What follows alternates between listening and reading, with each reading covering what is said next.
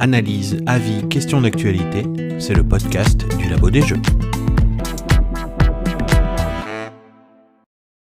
Bonjour et bienvenue dans ce nouvel épisode du podcast du Labo des Jeux. Aujourd'hui on se parle de Happy Days. Happy Days c'est un jeu de Benoît Gallo et de Goupil au pinceau, ça sort chez Origames dans pas longtemps, et c'est du pli. Dans Happy Days on fait du pli, et on a un jeu qui est quasi thématique. On est dans un univers post-apocalyptique, avec des jolis zombies, qui sont une des couleurs qu'on va jouer.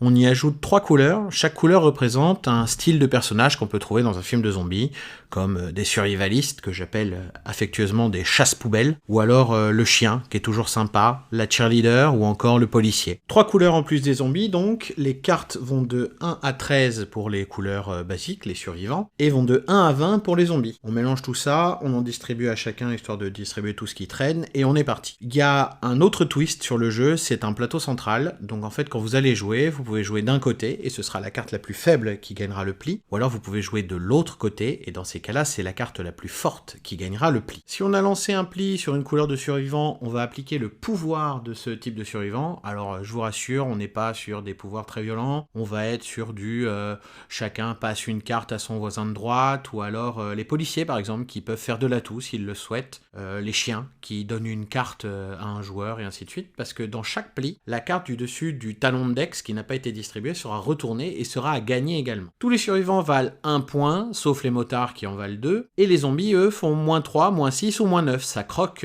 plus ou moins fort les zombies. Donc le but ça va être de balancer ces zombies joyeusement sur les autres joueurs quand on gagne pas un pli, ça va être d'essayer de gagner d'autres plis quand le pouvoir est intéressant, et ainsi de suite, et ainsi de suite. Le petit twist, c'est quand on fait un pli uniquement de zombies, là on a créé ce qu'on appelle une horde, le gagnant du pli va prendre celui qui fait le plus mal, celui qui fait -9 s'il y en a un par exemple, puis après dans l'ordre du tour, on va gentiment distribuer les zombies restants pour que chacun se fasse gentiment croquer également. Avec tout ça, on pourrait croire que Happy Days, c'est un jeu chaos, un jeu famille, et un jeu pour avoir beaucoup de fun, voire de l'ambiance.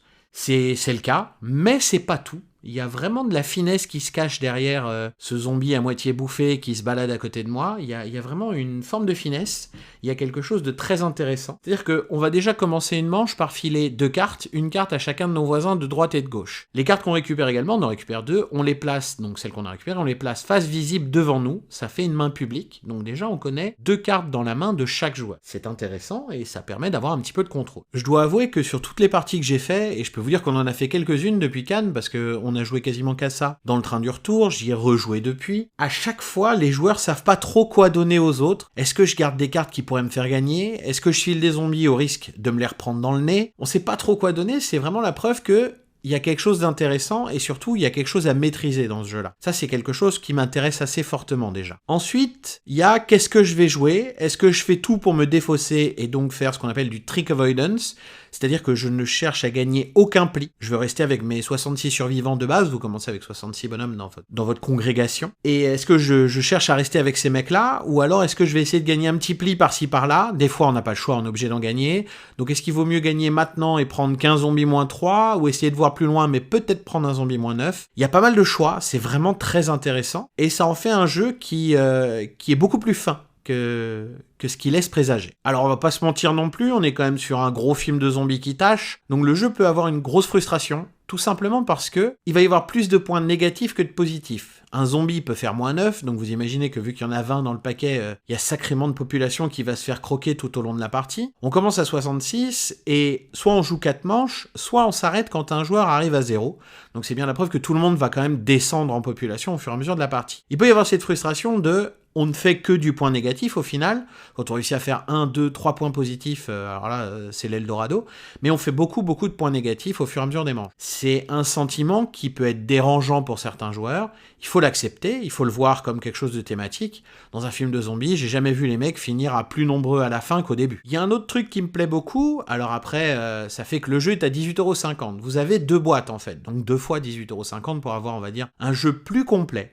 pas complet mais plus complet, puisqu'avec la boîte de base, vous avez déjà 6 couleurs plus les zombies. À chaque manche, vous en avez 3 en jeu plus les zombies, et celui qui perd le plus de population va pouvoir virer une couleur, celle qui l'intéresse le moins, et rajouter une des autres couleurs qui est sur le côté. Et en plus, chaque couleur a 3 options. Donc vraiment, il y a de quoi mixer les pouvoirs, il y a de quoi voir ce qu'on peut faire, c'est hyper intéressant, enfin moi j'adore ça. Mixer, voir les combos possibles, les alliances possibles de cartes et ainsi de suite, c'est quelque chose qui m'intéresse fortement. Avec une boîte, vous avez vraiment de quoi faire. Avec les 2 boîtes là, c'est Byzance, vous allez pouvoir mixer dans tous les sens, il y a des pouvoirs de partout.